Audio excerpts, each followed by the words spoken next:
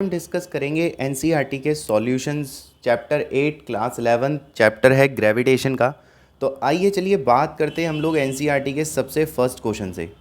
यहाँ पर अगर हम एक्सरसाइज का सबसे फर्स्ट क्वेश्चन देखते हैं तो बच्चे यहाँ पर सबसे पहला जो क्वेश्चन है वो है आंसर द फॉलोइंग। मतलब हमको सिर्फ आंसर बताना है, वो हमें क्वेश्चन बोलेगा कि ऐसा क्यों होता है या ऐसा क्यों हो रहा है, तो हमें बस उसका एक जवाब देना होता है। तो सबसे पहले क्या कहता है, you can shield A charge from electric force by putting it inside a hollow conductor. मतलब कि इसने हमसे ये कहा है कि अगर आप एक हॉलो कंडक्टर लेते हैं और उसके अंदर चार्ज रखते हैं तो उस पर कोई फोर्स नहीं लगता क्योंकि वो शील्ड रहता है। ठीक है, मतलब इनके हिसाब से अगर आपके पास कोई कंडक्टर है, कंडक्टर उसे कहते हैं जिससे करंट आसानी से पास हो जाता है, इजी फ्लो ऑफ इलेक्ट्रॉन रहता है। तो ये कह रहा है कि कंडक्टर के अंदर अगर आप किसी चार्ज को पुट करते हैं तो उस पर कोई इलेक्ट्रिक फोर्स नहीं रखता, जिसकी वजह से ये चार्ज शील्ड हो जाता है। शील्ड का मतलब है बच गया, बाहर से अगर कोई फोर्स लग भी रहा है तो उससे ये बच गया। तो यानी कि ये जो चार्ज है ये इस क्वेश्चन के हिसाब से शील्ड हो जाता है, अंदर का पूरा हिस्सा शील्ड हो जाता है। मतलब अंदर आप कहीं पे भी चार्ज रखो उस पर कोई फोर्स नहीं लगेगा क्योंकि वो शील्ड हो गया, वो बच गया है। ठीक है, शील्ड का मतलब होता है बचाना। वहीं आगे ये कहता है, can you shield a body from gravitational influence of near by matter. अब ये आपसे कह रहा है कि अगर मान लीजिए चार्ज की बजाय हम किसी मास को लें, क्योंकि ये चैप्टर मास का है, तो ये कहता है कि अगर मान लीजिए आप चार्ज की जगह किसी मास को लेते हैं तो क्या आप उसे ग्रेविटेशन इन्फ्लुएंस से बचा सकते हैं या नहीं बचा सकते हैं। तो मेरे प्यारे बच्चों, सबसे पहले तो मैं आपको बताना चाहूँगा जो ग्रेविटेशन का कॉन्सेप्ट है, तो ग्रेविटेशन का जो हमारा कॉन्सेप्ट होता है ये किसी मास का कॉन्सेप्ट है। जहाँ मास है वहाँ ग्रेविटेशन फील्ड तो ज़रूर होगी। तो आप इसका जवाब जो देंगे वो ये देंगे कि मान लीजिए कोई मैटर है, लेट अस सपोज ये कोई मैटर है, मैटर मतलब कोई पदार्थ है, और इसके आसपास आपने कोई मास रखा है, तो जाहिर सी बात है कि ये जो मैटर होगा ये अपना इसके ऊपर ग्रेविटेशन इन्फ्लुएंस बनाएगा। और जैसे कि हमें पता है कि जो ग्रेविटेशन फोर्स होती है वो एक अट्रैक्टिव फोर्स होती है, तो ये मैटर इसके ऊपर अपना ग्रेविटेशनल इन्फ्लुएंस बनाएगा, चाहे आप इसे कहीं भी रख दीजिए। क्योंकि मैंने क्या बताया, जहाँ मास है वहाँ पर ग्रेविटेशनल इफेक्ट तो होगा। तो इस क्वेश्चन का जो जवाब है वो ये जाएगा कि जैसे कि वो कह रहे हैं कि can you shield a body from gravitational influence of near by matter. मतलब कि मान लो अगर ये कोई बॉडी है तो क्या इसके बगल में जो मैटर रखा हुआ है, क्या आप इस मैटर से इसको बचा सकते हो। जवाब है नहीं, क्योंकि ये मैटर इस पर क्या लगाने लग जाएगा, फोर्स लगाने लग जाएगा, जिसकी वजह से ये मास ग्रेविटेशन इन्फ्लुएंस में होगा। तो इसका आंसर होगा नो, हम इसे शील्ड नहीं कर सकते हैं, हम इसे बचा नहीं सकते हैं। इसका जो शील्डिंग इफेक्ट है वो इस पर हमेशा रहेगा। मेरी बात आप समझ गए होंगे। ठीक है, चलिए इसके सेकंड पार्ट की तरफ चलते हैं। इसके सेकंड पार्ट में हम आगे बढ़ते हैं। फर्स्ट पार्ट में तो बस ये बताना था कि ग्रेविटेशनल इन्फ्लुएंस से बचा सकते हैं या नहीं, तो जवाब आया नहीं, क्योंकि अगर आसपास कोई भी मास हुआ तो वो अपना ग्रेविटेशनल इफेक्ट दिखाएगा। चलिए बच्चे, इसके जो है बी पार्ट की तरफ चलते हैं। बी पार्ट की तरफ हम आते हैं। सेकंड पार्ट क्या कहता है, an astronaut inside a small spaceship orbiting the earth. मतलब कहते हैं कि मान लीजिए अर्थ के चारों ओर अगर एक छोटा सा स्पेसशिप, छोटू सा, मान लो अर्थ तो इतना बड़ा है, अर्थ इतनी बड़ी है कि अगर उसके सामने एक हवाई जहाज भी आ जाए तो वो बहुत छोटी लगेगी। अर्थ बहुत बड़ी होती है। तो ये कह रहा है कि मान लीजिए एक एस्ट्रोनॉट है जो एक स्पेसशिप में बैठा हुआ है जो पृथ्वी के चारों ओर ऑर्बिटिंग कर रही है, कैन नॉट डिटेक्ट ग्रेविटी, उस पर ग्रेविटी महसूस नहीं होती क्योंकि वो तो एक पॉइंट साइज है। अब पॉइंट साइज है तो वो एक ऐसे दिखता है, जैसे मान लीजिए अर्थ बहुत बड़ी है, जैसे कि एज वी नो कि यार अर्थ का रेडियस तो 64,000 किलोमीटर, 6400 किलोमीटर है, बहुत बड़ा होता है। तो अर्थ बहुत बड़ी है और अगर इसके सामने कोई छोटा सा स्पेसशिप है तो वो उसके सामने ऐसे पॉइंट की तरह दिखेगा, ऐसे ऐसे दिखेगा वो स्पेसशिप। ठीक है, तो अर्थ के सेंटर से इस पॉइंट तक की जो दूरी होगी वो एक आर ई एज्यूम होगी। ठीक है, और अगर ये अर्थ का मास m है तो स्पेसशिप पर जो ग्रेविटी चलेगी, स्पेसशिप पे जो ग्रेविटी चलेगी वो चलेगी gm अपॉन में आर स्क्वायर के अकॉर्डिंग, अगर आपने करा भी तो। ठीक है, क्यों, क्योंकि वो स्पेसशिप इतनी छोटी होगी अर्थ के आगे कि ऐसे सोचो कि वो एक छोटा सा पॉइंट उसको नज़र आएगा। पर ये आगे ये कहता है कि if space station orbiting the earth has a large size. भाई स्पेस स्टेशन तो बहुत बड़ा होता है, वो बहुत छोटा नहीं होता है मेरे प्यारे बच्चों। स्पेस स्टेशन तो काफ़ी बड़ा होगा। तो मान लो एक पूरा स्टेशन लेकर के आप आ जाते हो, सपोज़ बहुत बड़ा स्टेशन आप लेकर के आ गए, पूरा स्पेस शटल ही उठा करके ले आए, ठीक है। तो मान लो एक बड़ा सा स्पेस स्टेशन आप ले आते हो जो पृथ्वी के चारों ओर घूमेगा और इसका साइज़ बहुत बड़ा है। Can he hope to detect a gravity? तो क्या अब आप ग्रेविटी का इफ़ेक्ट देख पाओगे? जी हाँ, देख पाओगे मेरे प्यारे बच्चों। अगर मान लीजिए आप यहाँ पर हैं तो आपका डिस्टेंस होगा r1 लेट अस सपोज। तो आपके ऊपर जो ग्रेविटी चल रही होगी वो अकॉर्डिंग टू दिस चल रही होगी, सपोज Gm/r² करते हुए। अगर मान लीजिए आप बड़े साइज़ में हो और यहाँ जाते हो तो अर्थ के सेंटर से अब आपका डिस्टेंस कुछ और होगा यहाँ तक का, let us suppose this is r2। So you can feel the gravity is Gm/r2 का स्क्वायर। तो दोनों पॉइंट पर आपको ग्रेविटी अलग अलग दिखेगी। इसका मतलब ये है कि अगर आप एक बड़े से स्पेस स्टेशन को लेकर के आओगे तो हाँ, आपको ग्रेविटी में फ़र्क बिल्कुल दिखेगा। आपको दोनों पॉइंट पे ग्रेविटी में डिफरेंस भी फील होगा मेरे प्यारे बच्चों, ठीक है। तो इसका जवाब होगा यस, हाँ। If size of spaceship is large, अगर मान लो स्पेस स्टेशन का साइज़ लार्ज है तो हमें ग्रेविटी में डिफरेंस फील होगा, क्योंकि डिस्टेंस अलग अलग होंगे, ऐसे और ऐसे, ठीक है। चलिए आगे बढ़ते हैं, अगला पार्ट सी पार्ट की तरफ चलते हैं। तो यानी कि ये जो क्वेश्चन है ये एक इस तरह से हो गया कि वो आपसे बस रीज़न जानना चाह रहा है कि भाई बताइए क्या ऐसा होगा या ऐसा नहीं होगा। तो बस आपको एक आइडिया होना चाहिए कि हाँ ऐसा होगा तो इसलिए होगा। इसके सी पार्ट में कहा है इसने कि if you compare the gravitation force of earth due to sun to due to moon, मतलब इसने कहा है कि मान लो जो ग्रेविटेशन फोर्स है, तो ग्रेविटेशन जो फोर्स होता है उसका फॉर्मूला होता है Gm1m2 अपॉन में r², और r होता है डिस्टेंस, ठीक है। तो r होता है यहाँ पर डिस्टेंस। तो मान लो कि अगर आपके पास दो मास हुए m1 m2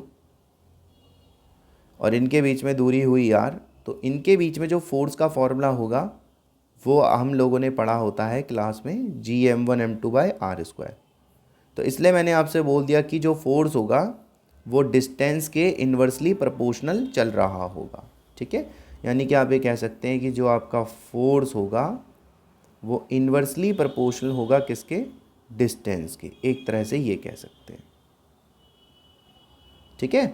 अब आगे बढ़ते हैं। ये क्या कहना चाह रहा है एक पल के लिए अगर हम सोचें तो ये कहना चाह रहा है कि अब आप ये बताइए सन पुल इज़ ग्रेटर देन मून पुल। कह रहा है कि जो सन का पुल है वो ज़्यादा है किसके कंपैरिजन में? चांद के कंपैरिजन में। बिल्कुल है बच्चों। सूरज और चांद में अगर आप कंपैरिजन करें तो सूरज का जो साइज़ है वो काफ़ी बड़ा है, और अगर मास बहुत ज़्यादा होगा तो फोर्स भी बहुत ज़्यादा होगा। तो मान लीजिए कि सन का मास बहुत ज़्यादा है मून के कंपैरिजन में, तो उसका फोर्स भी ज़्यादा होगा। तो बिल्कुल सही कह रहा है। अब ये आगे कह रहा है However, tidal effect of moon pull is greater than the tidal effect of sun।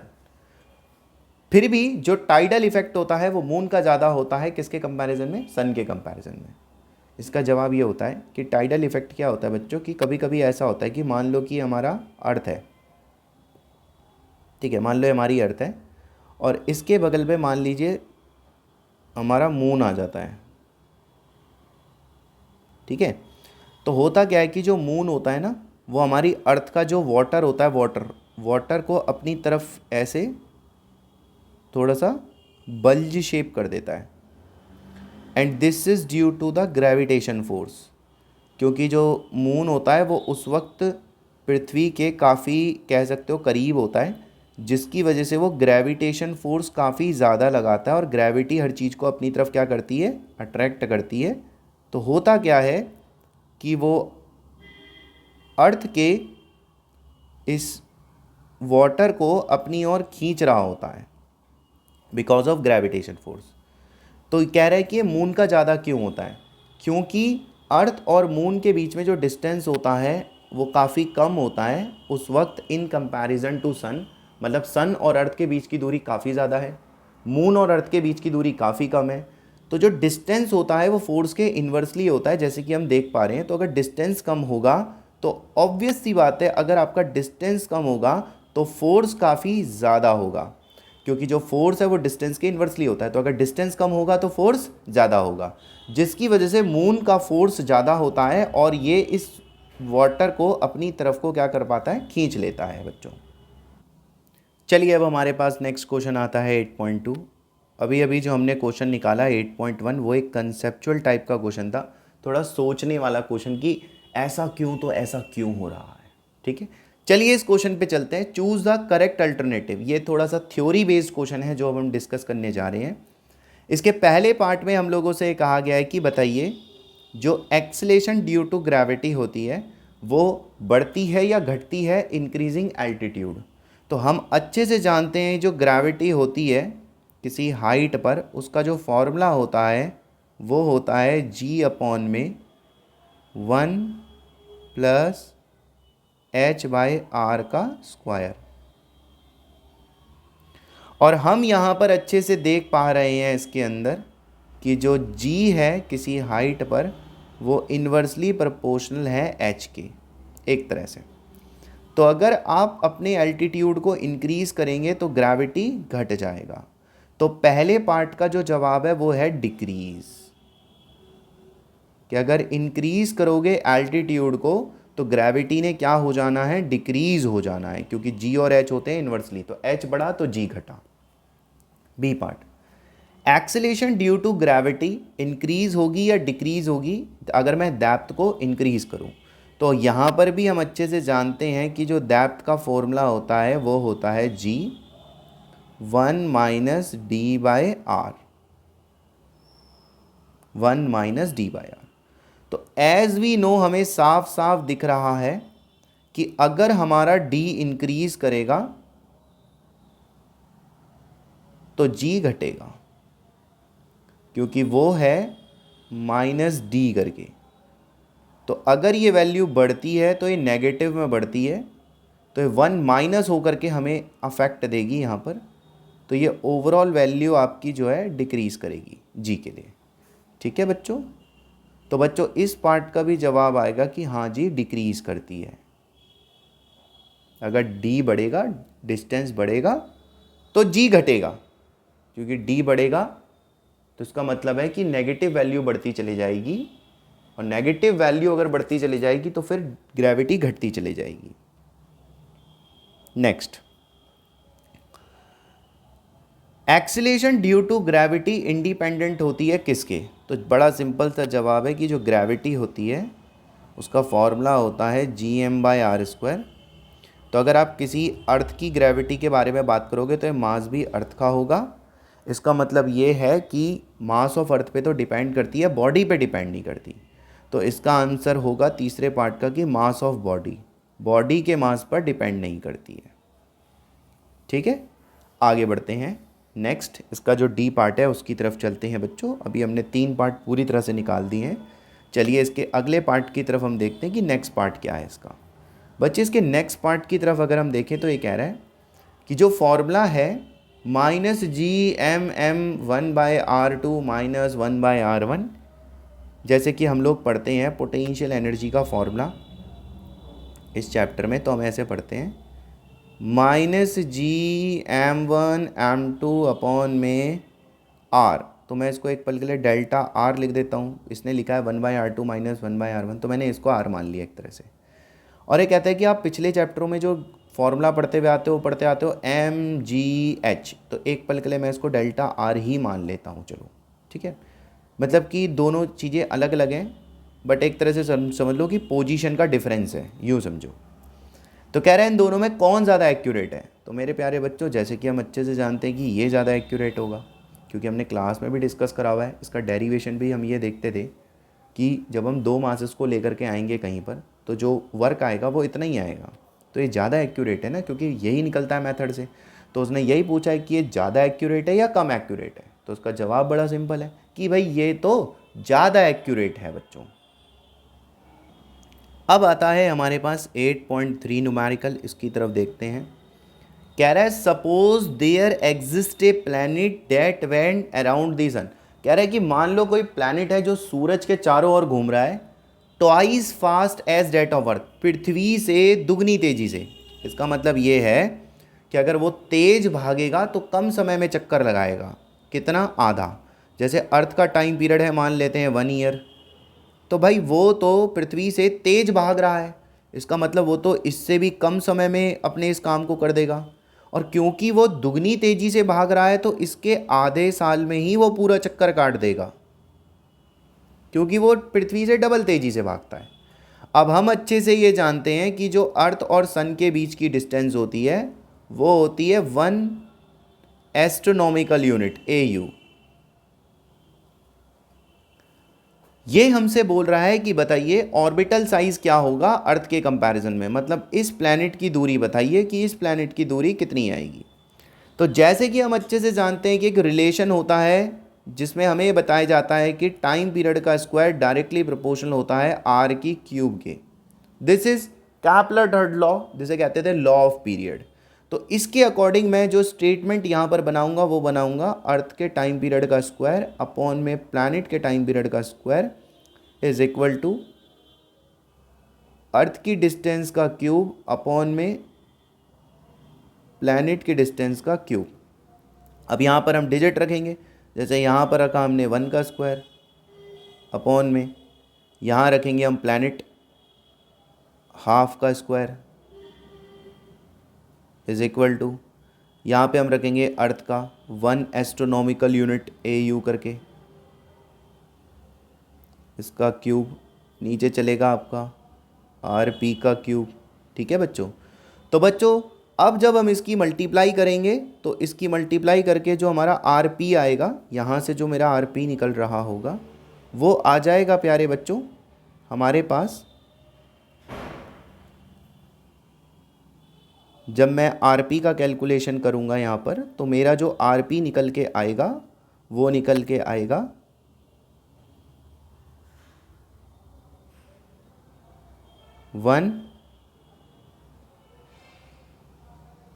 1/2 का स्क्वायर अपॉन में 1।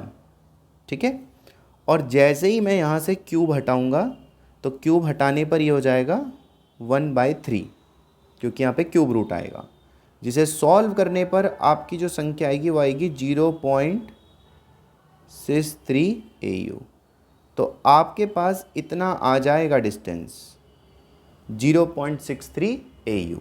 तो ये बच्चों मेरा यहाँ पर आंसर बनेगा इस क्वेश्चन का।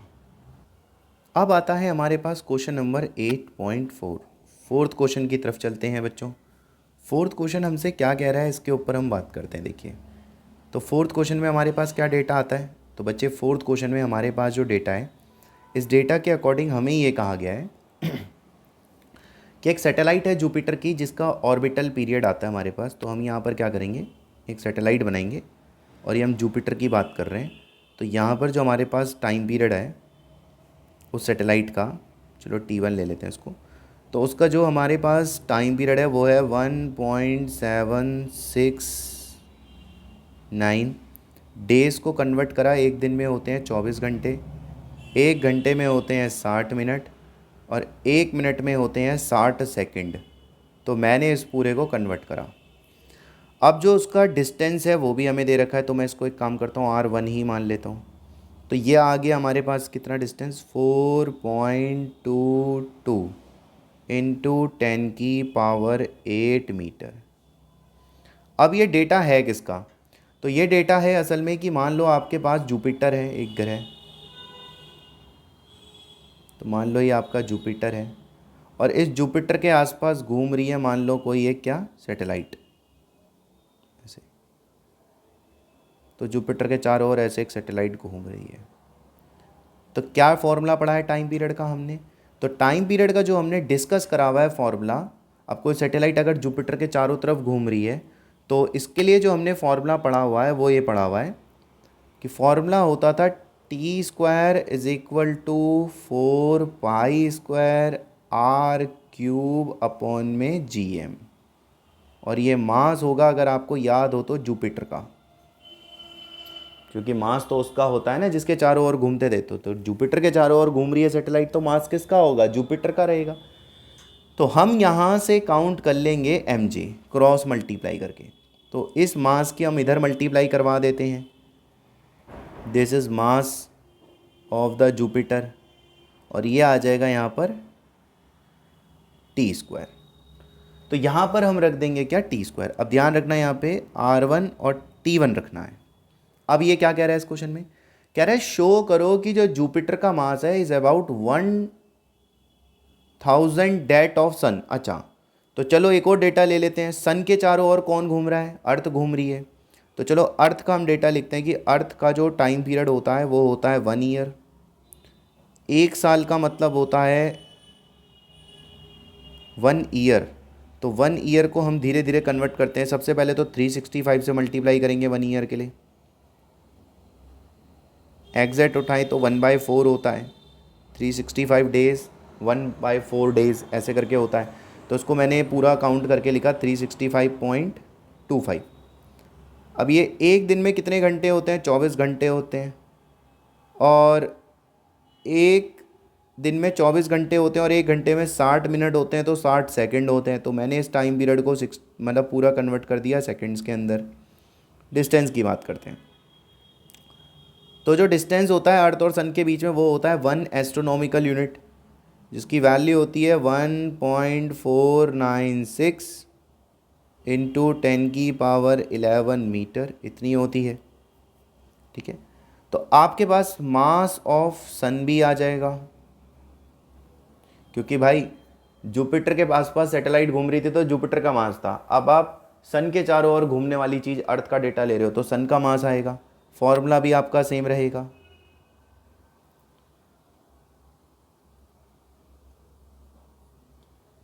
GT2 का स्क्वायर, समझ रहे हो भाई? मास तो उसका आता है ना जिसके चारों ओर घूम रहा है। मान लो फर्स्ट केस में क्या था? सैटेलाइट जुपिटर के चारों ओर घूम रही है तो मास जुपिटर का आएगा। सेकंड केस में क्या है? अर्थ चारों ओर घूम रही है। मान लो किसके चारों ओर घूम रही है? तो अर्थ घूम रही है मान लीजिए सन के चारों ओर, तो सन का मास आ जाएगा हम लोगों का। ठीक है, तो दोनों चीज़ें आ रही हैं हम लोगों के पास। तो चलिए अब इन दोनों को डिवाइड करते हैं और देखते हैं कि हमारे पास क्या रेशो बन के आएगा। अगर प्यारे बच्चों हम इन रेशोज़ को यहाँ पर डिवाइड करेंगे तो एक बार देख लेते हैं कि हमारे पास क्या आएगा। तो चलिए दोनों स्टेटमेंट्स को मैं यहाँ पर डिवाइड करता हूँ, दोनों को पकड़ के। तो जब मैं दोनों को डिवाइड करूँगा तो ये देखो मैंने ऊपर की तरफ जुपिटर को रखा है और बच्चे नीचे की तरफ मैंने जो है सन को रखा हुआ है। तो अभी मेरे पे रेशो क्या आने वाला है? मेरे पे रेशो आने वाला है R1 का क्यूब अपॉन में T1 का स्क्वायर। फिर क्या बनेगा? R2 का क्यूब अपॉन में T2 का स्क्वायर। तो ये बन रहा है मेरे पे क्यों रेशो? क्योंकि देखिए 4 पाई स्क्वायर अपॉन में जी तो कांस्टेंट है तो वो वैसे भी कट जाएगा। ठीक है जी। अब मैं यहाँ पर अपनी वैल्यूज़ रखूँगा, मतलब जो मुझे संख्याएं रखनी है उसके ऊपर बात कर रहा हूँ। तो जब मैं यहाँ पर अपनी वैल्यूज़ रखूँगा तो देखिए बहुत सारी चीज़ें कटेंगी, जैसे कि 24 × 60 × 60 देखिए तो कॉमन चीज़ें हैं तो ये तो आपस में कट जाएंगी। तो ये जो रेशो कटने के बाद आएगा ये आप लोगों का आएगा 1,046 1 अपॉन करके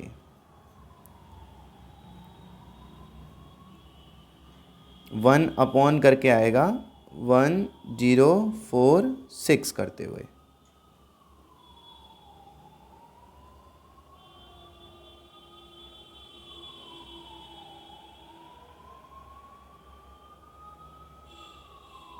ठीक है, जिसको अप्रोक्सीमेट अब 1046 आ रहा है तो मतलब 1000 के आसपास की संख्या है, मतलब 1000 बहुत बड़ी संख्या है, 46 उसके सामने छोटी सी एक संख्या है ना। तो नेगलेक्ट इट टू कितना कर देंगे? 1/1000 कर लेंगे। तो अभी हम यहाँ से देख सकते हैं कि जो जुपिटर का मास है वो 1/1000th टाइम है किसके? मास ऑफ सन के। तो ये चीज़ मुझे इस क्वेश्चन में प्रूफ करनी थी कि, तो देखिए बच्चे इस चीज़ को हमने यहाँ पर प्रूफ कर दिया है। बढ़ते हैं बच्चे अगले क्वेश्चन की तरफ। चलिए बात करते हैं नेक्स्ट क्वेश्चन की, क्वेश्चन नंबर 8.5। 8.5 में बच्चों काफ़ी सारे कन्वर्जन्स हैं, मतलब कि आपको कन्वर्ट करने आनी चाहिए यहाँ पर यूनिट्स इस क्वेश्चन में। तो सबसे पहले इसने कहा है कि मान लीजिए let us assume that our Galaxy consist of बहुत सारे स्टार और ईच वन है सोलर मास। अच्छा, हर किसी का सोलर मास है। सोलर मास का मतलब है मास ऑफ द सन। ठीक है, सोलर मास का मतलब क्या होता है, अगर कोई आपसे पूछेगा तो आपको जवाब देना है कि सोलर मास का मतलब होता है मास ऑफ द सन। अब सन का जो मास है वो एनसीईआरटी की बुक में सबसे पीछे पेजों से लिया गया है, अपेंडिक्स के जो पेजेस बनाए जाते हैं पीछे, वहाँ से मैंने डेटा लिया है कि जो मास ऑफ द सन हुआ है वो आपके पास 2 × 10⁻30 है। और अगर हम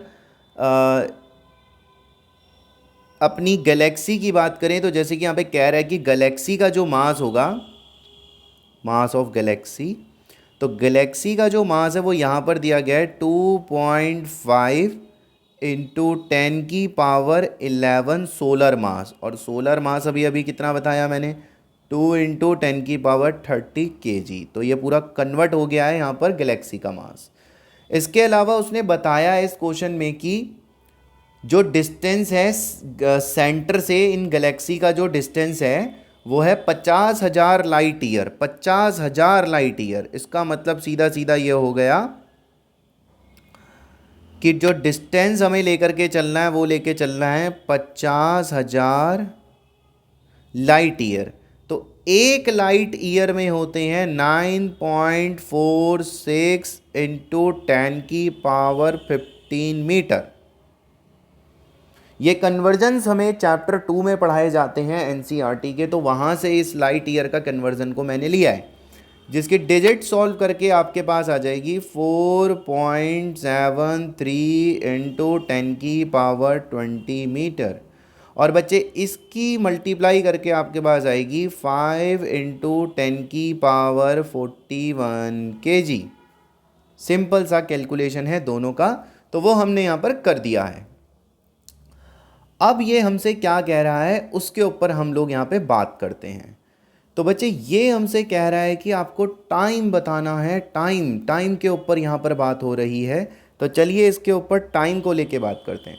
तो जैसे कि हम सब जानते हैं कि जो टाइम का फॉर्मूला होता है वो होता है T = T² = 4π²R³ यही होता है टाइम का फॉर्मूला। ठीक है, तो टाइम के इसी फॉर्मूले का हम लोग इस्तेमाल करेंगे। अब हम स्टार के लिए कर रहे हैं तो यहाँ पर गैलेक्सी का मास आ जाएगा।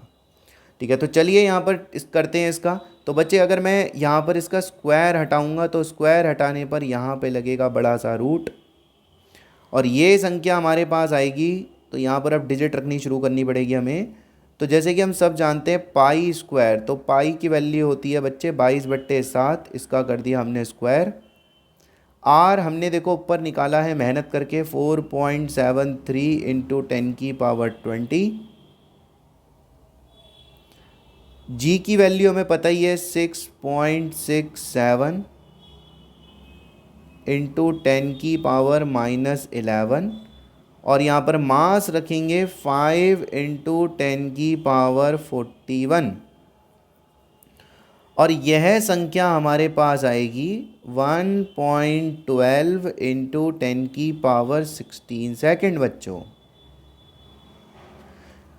लेकिन हम तो इसको कन्वर्ट करेंगे ईयर्स के अंदर, क्योंकि देखिए हमारी जो अर्थ का टाइम पीरियड है वो 1 ईयर के आसपास होता है, तो हम तो ईयर में समझते हैं, ऐसे नहीं समझते हैं।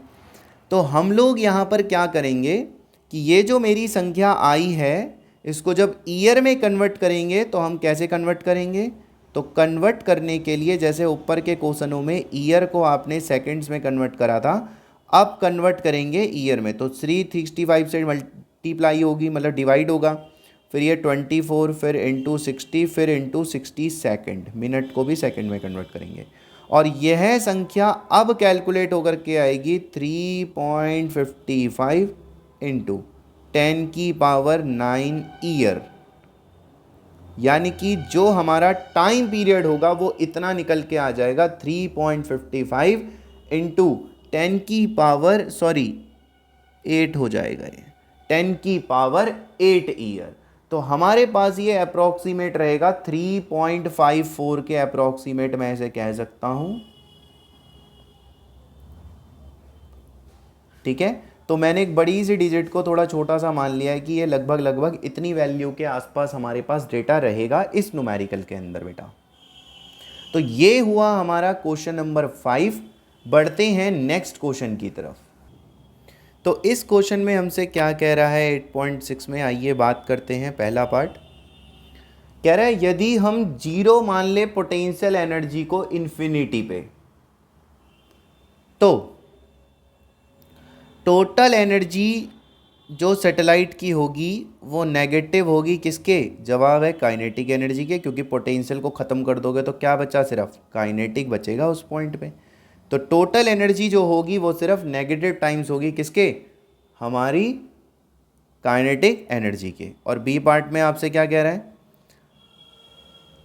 Energy required to launch a orbiting satellite out of gravitational influence. मतलब कह रहा है कि मान लीजिए अगर हम अर्थ से किसी सैटेलाइट को छोड़ते हैं किसी हाइट पर और किसी ऑब्जेक्ट को फेंकते हैं अर्थ से उसी पॉइंट पर, तो किस केस में आपको ज़्यादा एनर्जी देनी पड़ेगी? तो जवाब बड़ा सिंपल है, पहले केस में देनी पड़ेगी, दूसरे में नहीं देनी पड़ेगी। तो इसका जवाब होगा लेस, यानी कि आंसर कुछ ऐसे बनेगा, energy required to launch orbiting satellite out of gravitational influence is less than energy required to project a object at the same height out of the influence. समझे? तो यहां पर लेस मेरा जो है यहां पर क्या बन जाएगा? आंसर।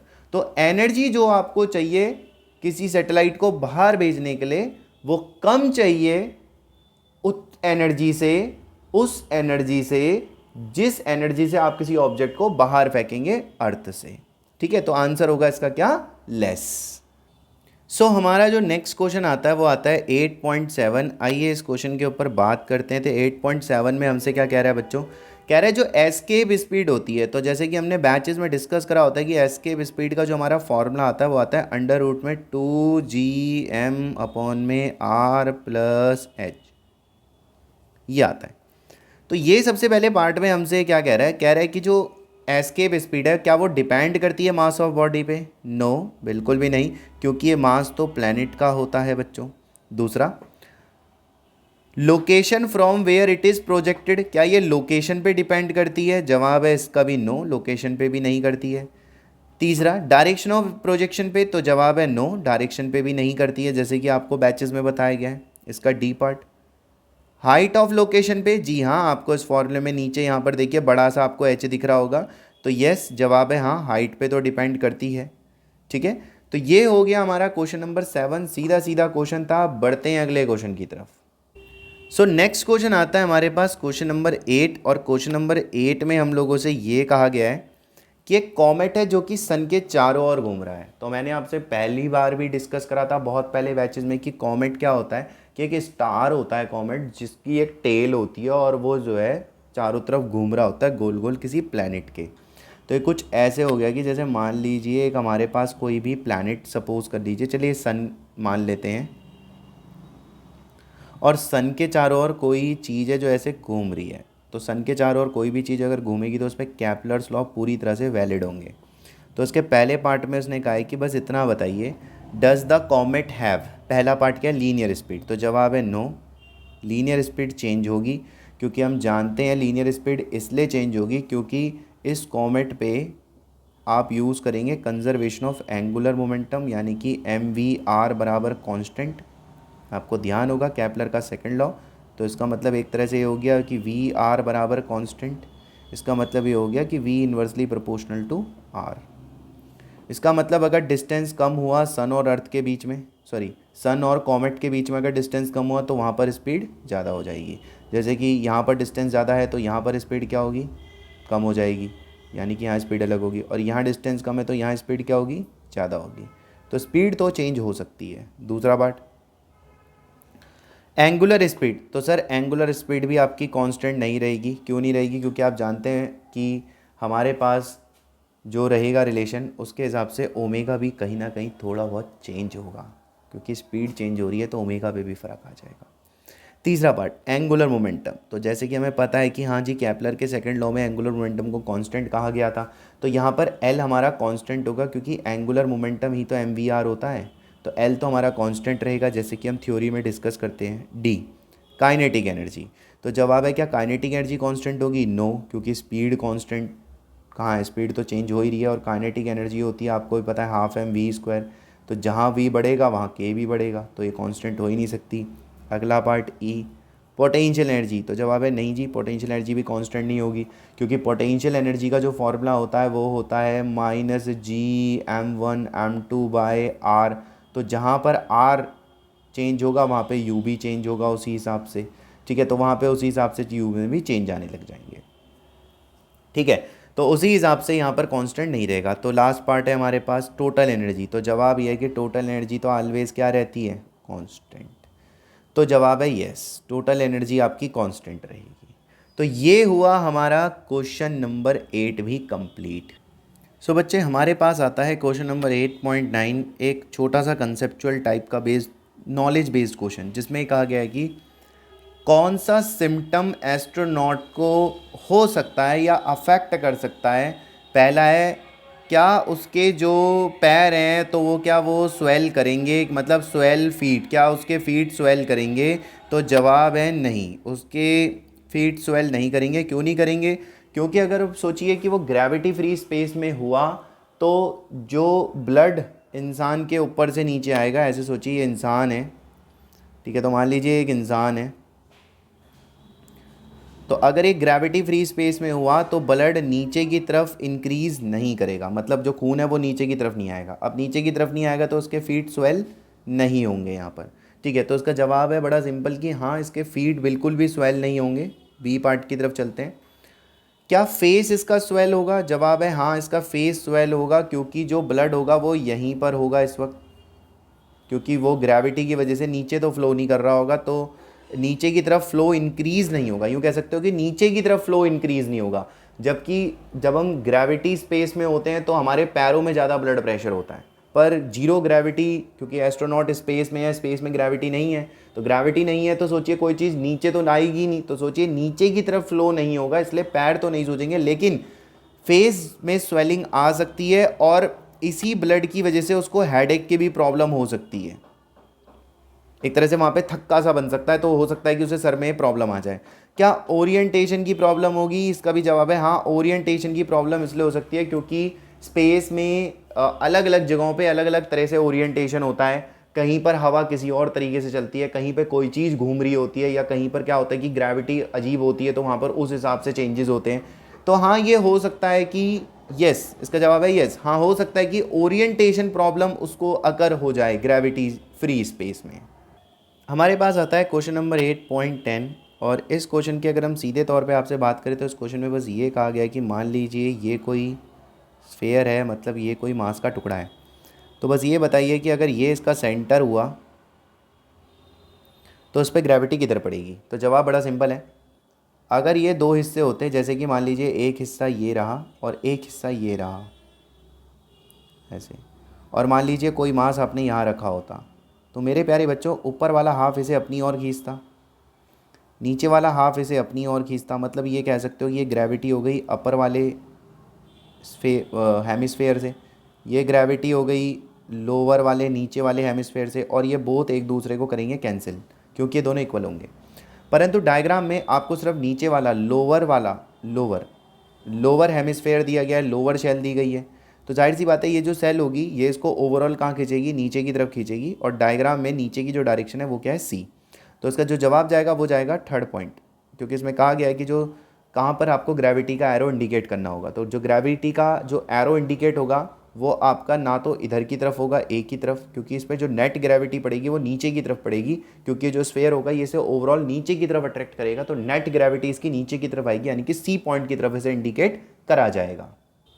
अब नेक्स्ट क्वेश्चन हमसे क्या कहता है उसके ऊपर चलते हैं। तो डायग्राम हमारे पास आपने देख लिया होगा सामने, ये जो हमारा डायग्राम है, और इसी के साथ हम चलते हैं इसके नेक्स्ट क्वेश्चन की तरफ। तो बच्चे जो हमारे पास नेक्स्ट क्वेश्चन आता है उसमें ये कहा गया है कि जो आपका पॉइंट पी था, यानी कि जो अभी हमने स्फेयर देखा था ऐसे, इसमें एक जो पॉइंट पी है ये, कह रहा है इसके ऊपर आपको किधर लगता है कि ग्रेविटेशन इंटेंसिटी किधर होगी, मतलब ग्रेविटेशन फील्ड किधर होगी। तो जैसे कि हमने ऊपर वाले क्वेश्चन का एक्सप्लेनेशन दिया था कि नेट ग्रेविटी नीचे होगी, तो इस वाले एग्जांपल में भी नेट ग्रेविटी किधर आएगी, इधर की तरफ आएगी, और ये डायरेक्शन इसने हमें ई बोल रखी है। तो इस वाले क्वेश्चन का जो आंसर होगा वो नेट ग्रेविटी सेम, एक तरह से सेम एक्सप्लेनेशन होगा कि डाउनवर्ड रहेगी आपके पास, इसीलिए 8.11 का जो आंसर आपके पास बनेगा वो यही बनेगा ई, और ये वाला जो ऑप्शन है ये है सेकंड ऑप्शन। तो 8.11 का जो आपके पास ऑप्शन बनेगा वो सेकंड बनेगा, क्योंकि नेट ग्रेविटी आपकी नीचे की तरफ ही आएगी बेटा। ठीक है, चलिए इसके अगले क्वेश्चन की तरफ चलते हैं, क्वेश्चन नंबर 12 पे। क्वेश्चन नंबर 12 जो है हमारे पास वो किस टाइप का क्वेश्चन है, आइए इसको समझते हैं। इसमें कहा गया है कि दो प्लैनेट ले लीजिए, तो मान लेते हैं कि ये हमने ले लिया छोटू सा अर्थ, और यहाँ पर ले लिया हमने एक बड़ा सा सन, ये मैंने सन ले लिया यहाँ पे। अब मास ऑफ सन को ms कह देंगे, मास ऑफ अर्थ को me कह देंगे। तो एक रॉकेट है जिसको मैं यहाँ से फेंक रहा हूँ। अब ये रॉकेट जब जा रहा होगा तो बीच में कोई एक पॉइंट होगा, लेट अस सपोज ये एक पॉइंट है, ठीक है, ये एक पॉइंट है, और हमको बस इतना बोला है कि जो ऑर्बिटल रेडियस है, मतलब कि यहाँ से लेके यहाँ तक की जो दूरी है वो r है। क्वेश्चन में हर चीज़ का डेटा है, अगर देखा जाए तो क्वेश्चन में मास ऑफ सन भी दे रखा है 2 × 10⁻30 kg। क्वेश्चन में मास ऑफ अर्थ भी हमें दे रखा है 6 × 10⁻4 kg। क्वेश्चन में तो आर की भी वैल्यू हमें दे रखी है, जो दोनों, ये जो सन और ये जो अर्थ है इसके बीच की डिस्टेंस भी हमें दे रखी है 1.5 × 10⁻11। लेकिन हमें बताना है कि वह कौन सा पॉइंट होगा जिस पॉइंट पे मान लीजिए मास ऑफ रॉकेट है m, तो जिस पॉइंट पे जाने पर इस पर नेट फोर्स क्या हो जाएगी, 0। तो मैं मान लेता हूँ कि अर्थ से ये जो पॉइंट होगा ये क्या होगा, x होगा, और इस p पॉइंट पे जो मेरी टोटल फोर्स होगी वो क्या होगी, 0 होगी।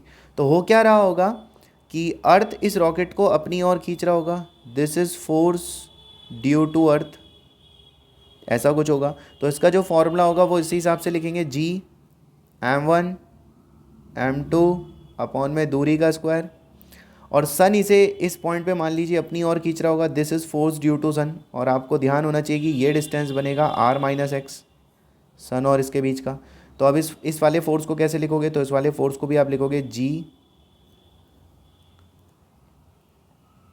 m1 m2 अपॉन में दूरी का स्क्वायर r - x।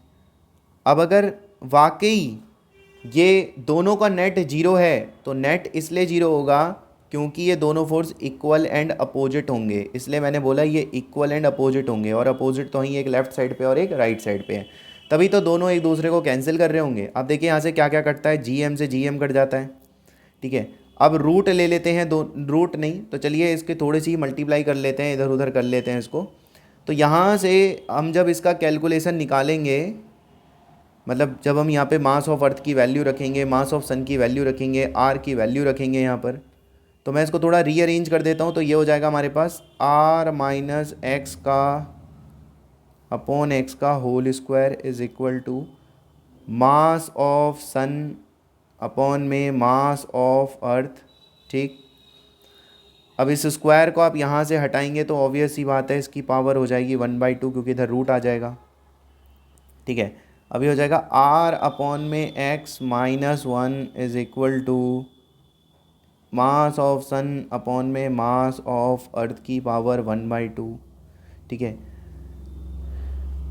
तो अब जब आप यहाँ पर वैल्यूज़ रखेंगे तो ये वैल्यू रखने पर जो x का वैल्यू आएगा वो आएगा 2.59 × 10⁸ मीटर।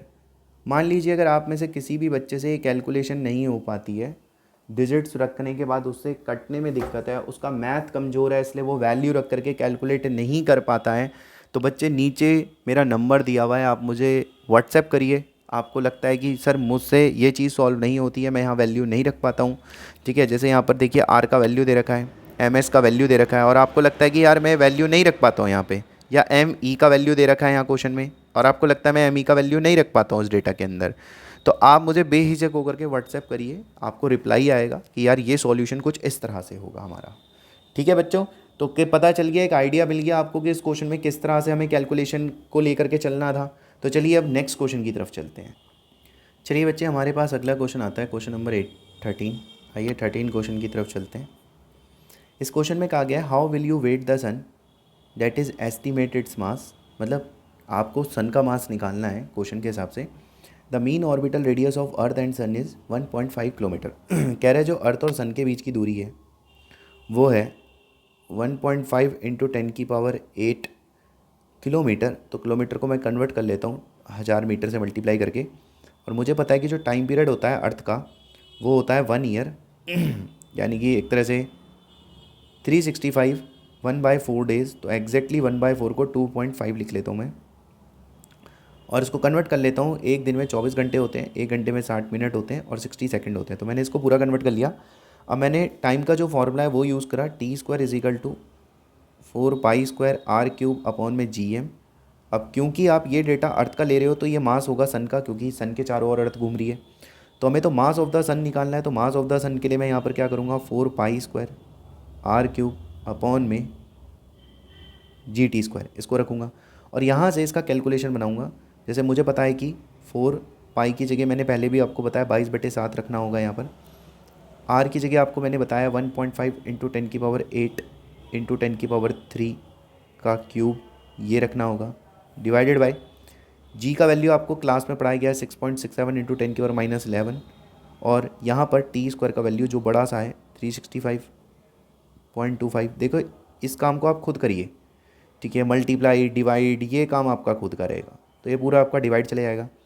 अब ये संख्या आप खुद कैलकुलेट करके, जैसे ऊपर वाली संख्या को कैलकुलेट करोगे तो ये लगभग इतने के आसपास आ रही है, ठीक है, और अगर आप नीचे वाली संख्या को कैलकुलेट करोगे तो ये लगभग इसके आसपास आएगी,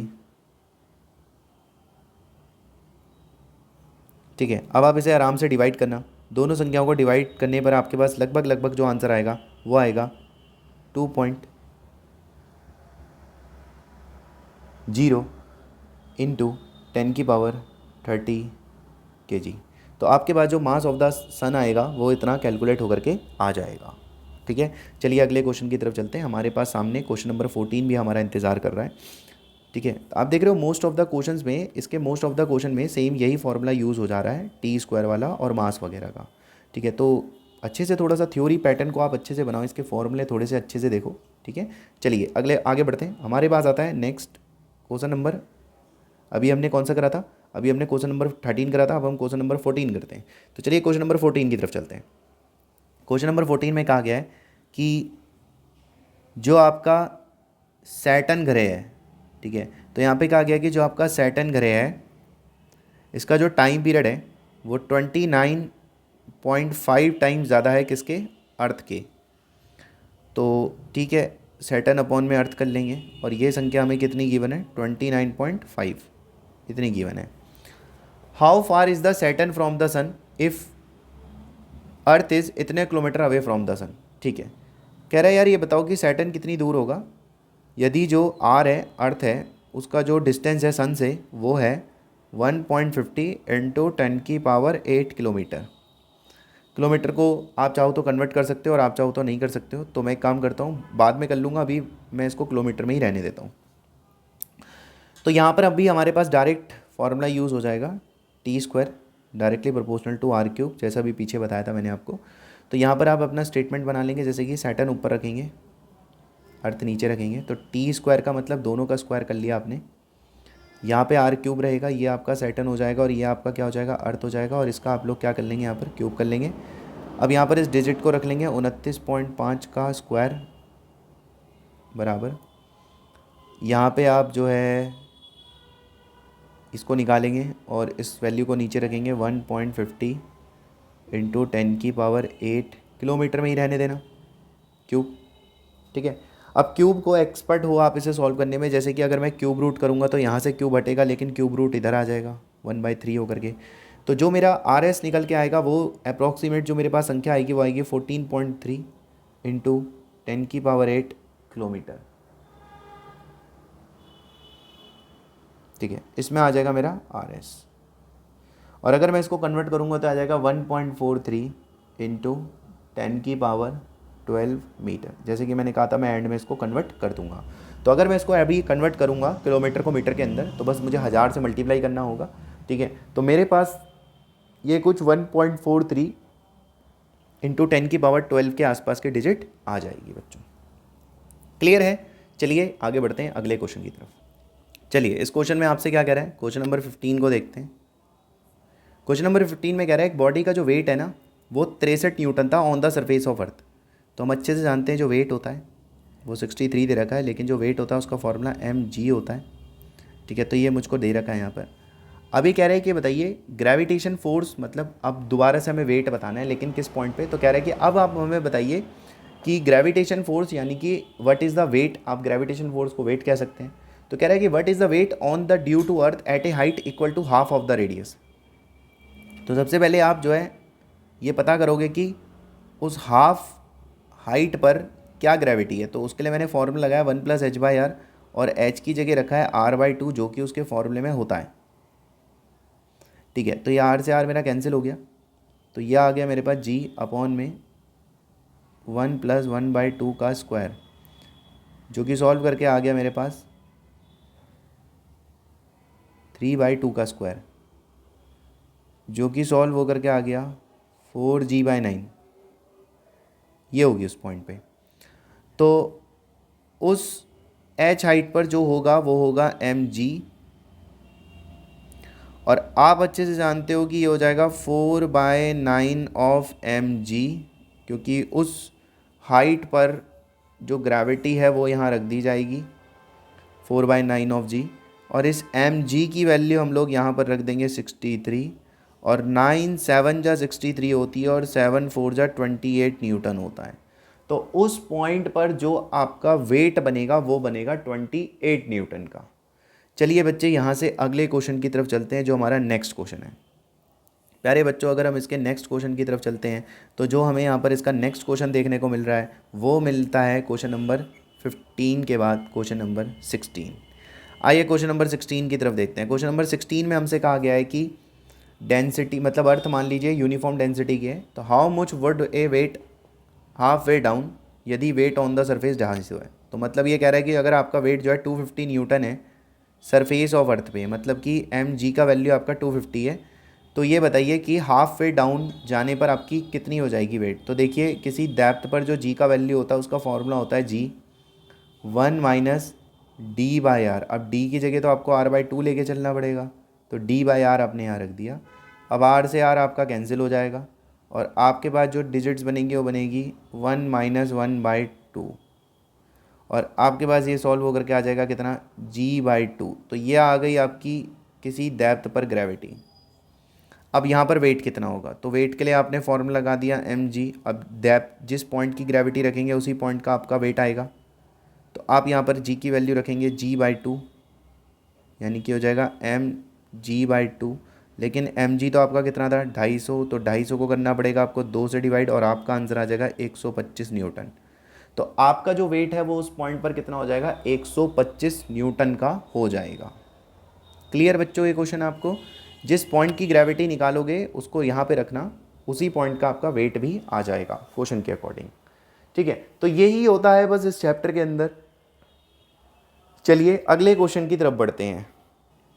चलिए क्वेश्चन नंबर 17 की तरफ चलते हैं। क्वेश्चन नंबर 17 हमसे क्या कहता है। क्वेश्चन नंबर 17 में हमसे एक आ गया है, a rocket is fired vertically upward. प्यारे बच्चों मान लीजिए ये एक प्लैनेट है, प्लैनेट भी हमें कौन सा लेना है, अर्थ, जैसे कि हम जानते हैं।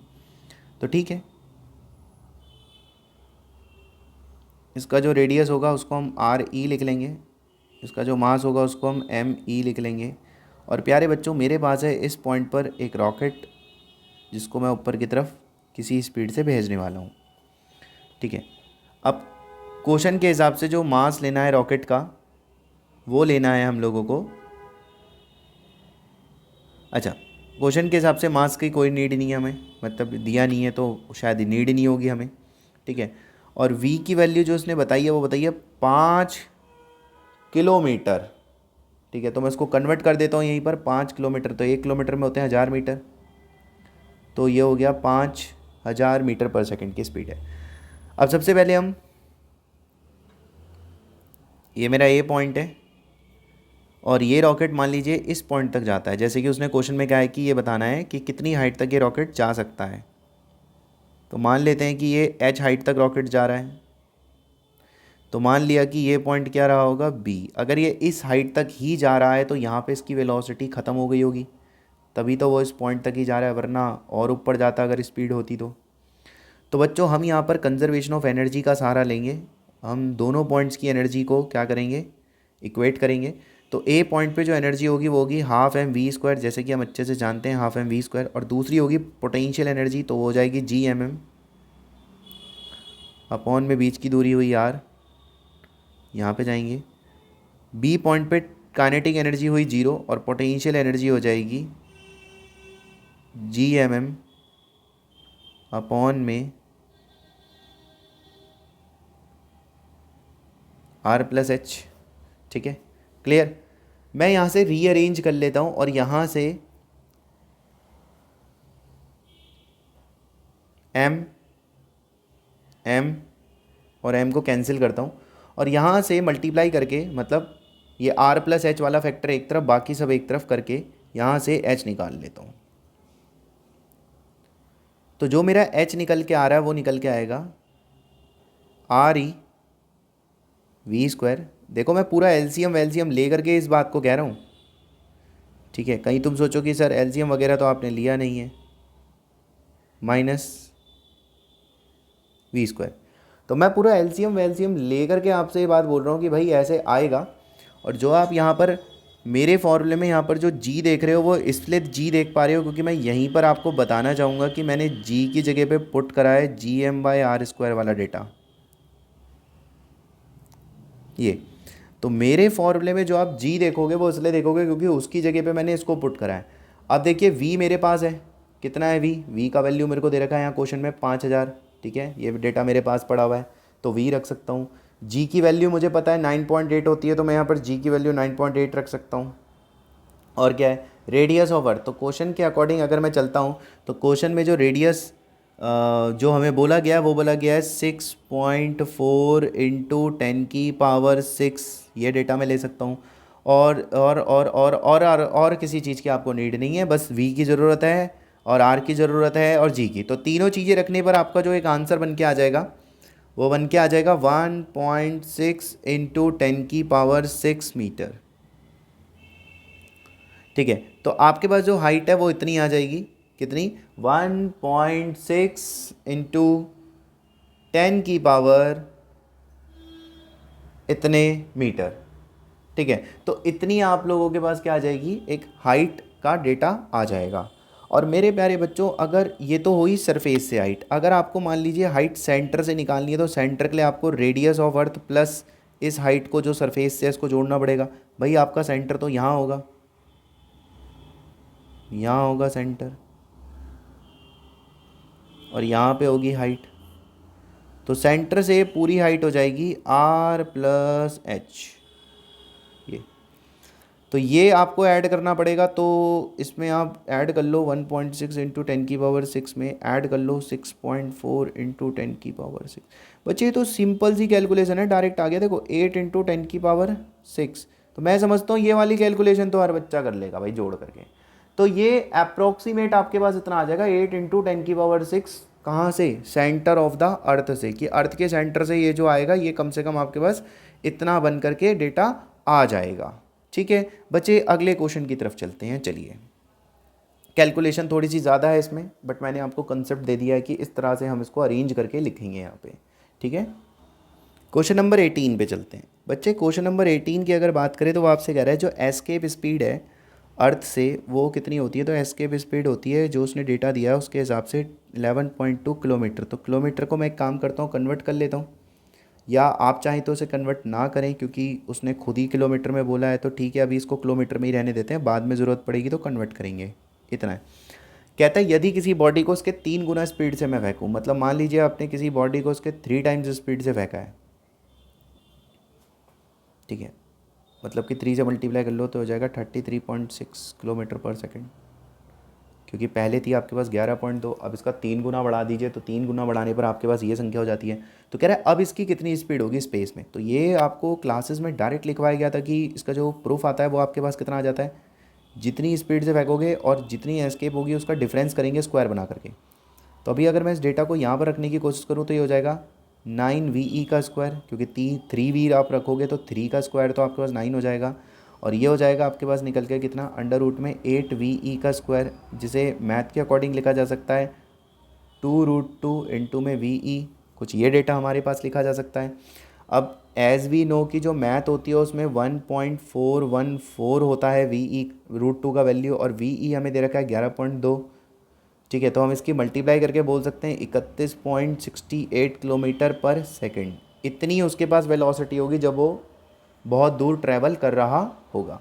ठीक है बच्चों, चलिए अगले क्वेश्चन की तरफ चलते हैं। नेक्स्ट क्वेश्चन क्या है उसके ऊपर हम देखते हैं। 19th क्वेश्चन पे चलते हैं। चलिए, ये हमसे 19th क्वेश्चन में ये कह रहा है कि मान लीजिए एक सैटेलाइट है जो कि किसी h हाइट पर है। तो जैसे कि हम जानते हैं कि जो टोटल एनर्जी होती है सैटेलाइट की किसी हाइट पर, उसका फॉर्मूला आता है -12G m1m2 अपॉन में r+h। और मैं आपको पहले भी बता चुका हूँ कि माइनस का मतलब होता है अट्रैक्शन।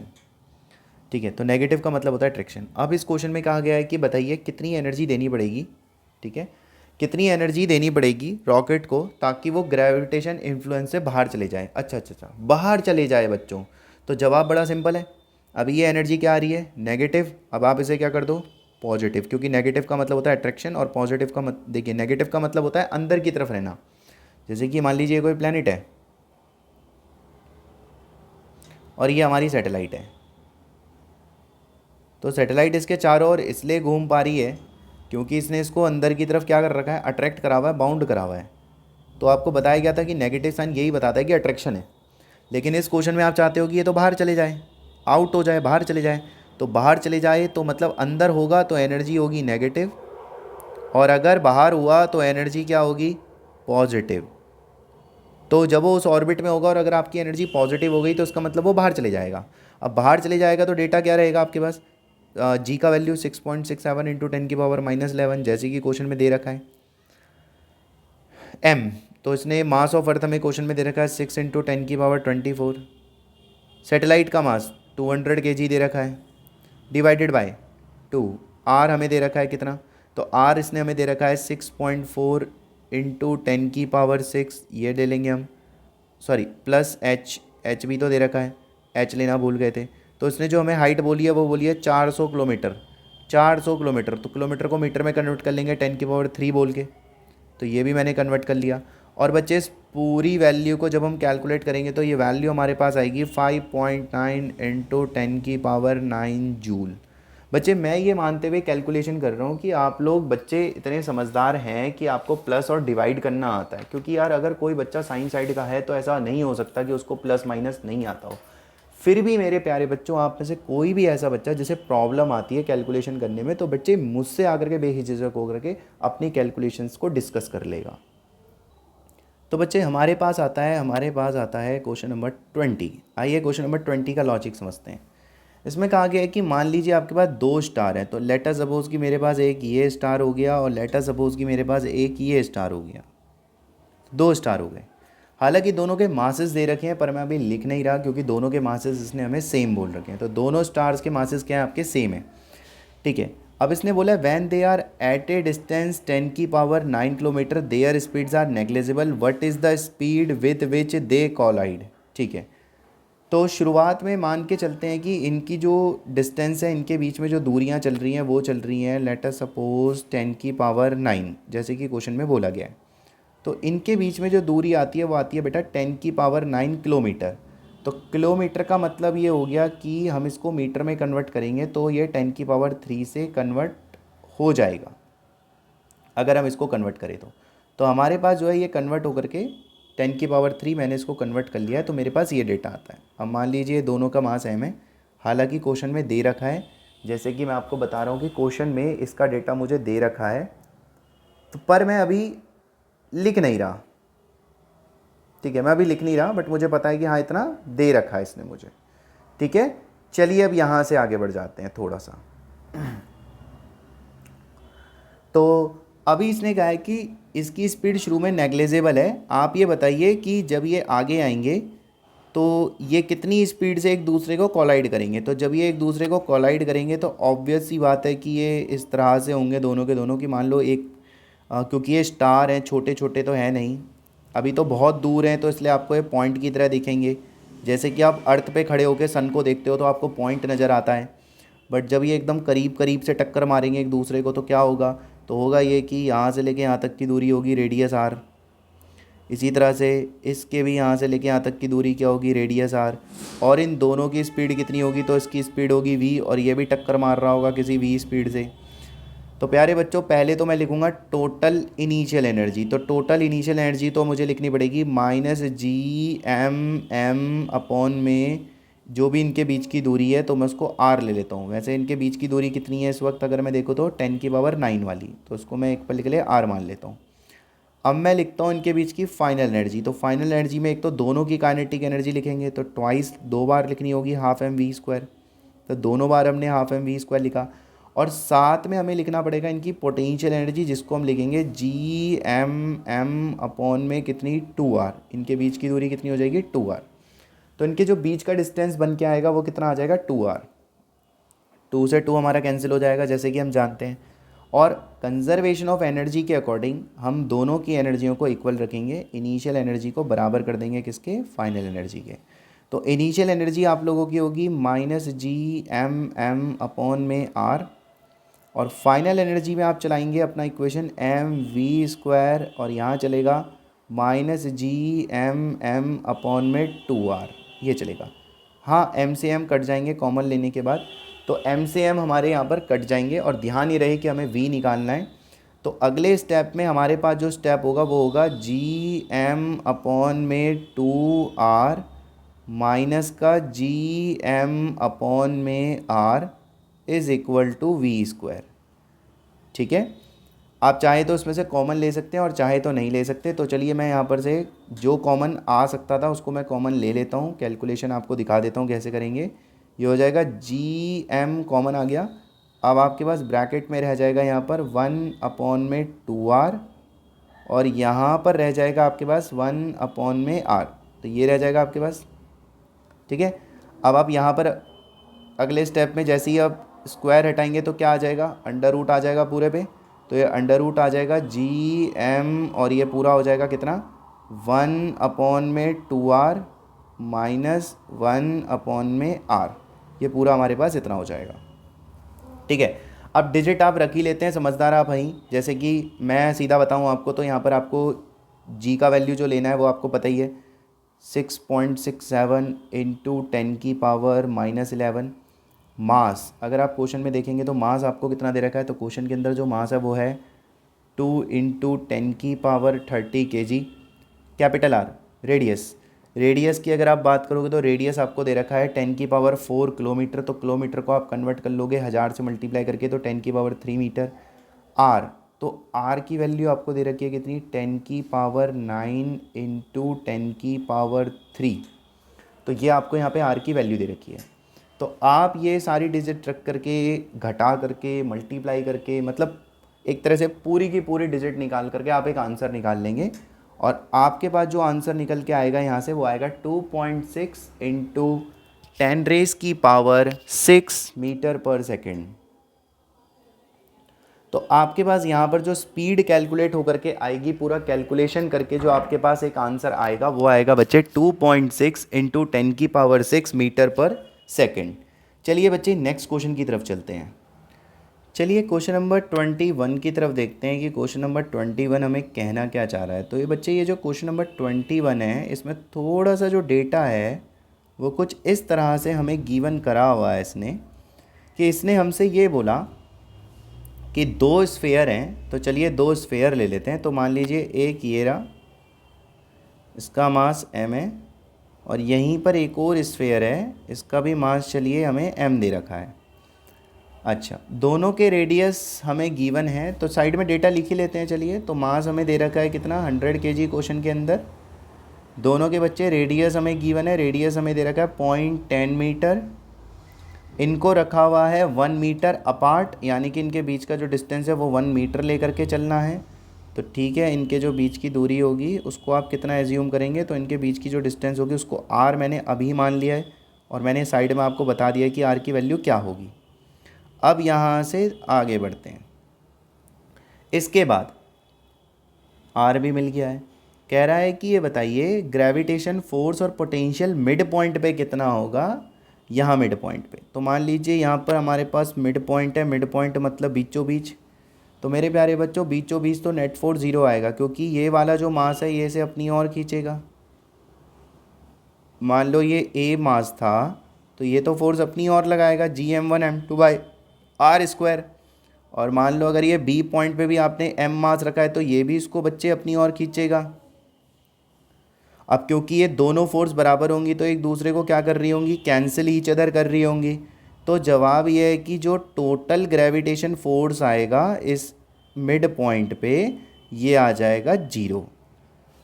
ठीक है, तो टोटल ग्रेविटेशन फोर्स जो आएगा मिड पॉइंट पे ये तो कितना आ गया आपका, 0 आ गया। अब बात करते हैं कि पोटेंशियल कितना आएगा। तो एज वी नो कि जो टोटल पोटेंशियल आएगा उस पॉइंट पे वो दोनों मासेस से आएगा, ए से भी आएगा और बी से भी आएगा। ठीक है, और डायरेक्ट फॉर्मूला चलेगा 2 टाइम्स Gm/r, और r आपको पता ही है r/2, क्योंकि वो मिड पॉइंट होगा दोनों के लिए। ठीक है, तो दोनों के लिए अगर मिड पॉइंट होगा तो r/2। अब आप यहाँ पर खुद से डिजिट रखोगे, जैसे मैंने आपको g का वैल्यू नहीं बताया लेकिन आपको g का वैल्यू तो याद हो ही गया होगा, 6.67 इंटू 10⁻11। r वगैरह सबका डिजिट आपको दे ही रखा है उसने। तो जैसे ही आप यहाँ पर अपनी एक डिजिट रखेंगे आपके पास जो आंसर आएगा वो आएगा -2.66 इंटू 10⁻⁻7। और जैसे कि आप लोगों को बैच में यूनिट बताई गई है जूल पर केजी। ठीक है, तो जूल पर केजी आपके पास यूनिट रहेगी। अब इसमें आगे क्या कहा गया है कि बताइए ये इक्विलिब्रियम कैसा होगा, if object place at A point in equilibrium. तो क्वेश्चन ये है कि क्या ये इक्विलिब्रियम में होगा, तो जवाब ये है कि हाँ ये इक्विलिब्रियम में होगा, क्योंकि इस पर टोटल फोर्स क्या है, 0। देखिए टोटल फोर्स 0 को ही हम लोग क्या कहते थे, इक्विलिब्रियम कहते थे। टोटल फोर्स 0 का ही नाम क्या होता था, इक्विलिब्रियम। पर किस टाइप का इक्विलिब्रियम है, स्टेबल या अनस्टेबल। तो इसके लिए चेक करना पड़ेगा कि क्या ये पार्टिकल यहीं रहना चाहता है या यहाँ से जाना चाहता है। ठीक है, अगर यहाँ से जाना चाहता है तो फिर होगा ये पॉइंट अनस्टेबल। ठीक है, और अगर ये यहीं रहना चाहता है तो फिर क्या होगा, स्टेबल।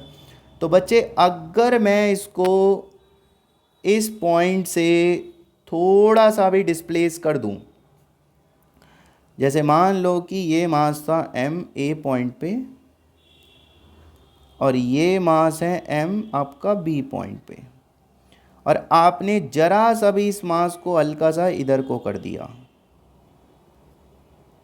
अब क्या होगा कि b वाले का फोर्स ज़्यादा लगेगा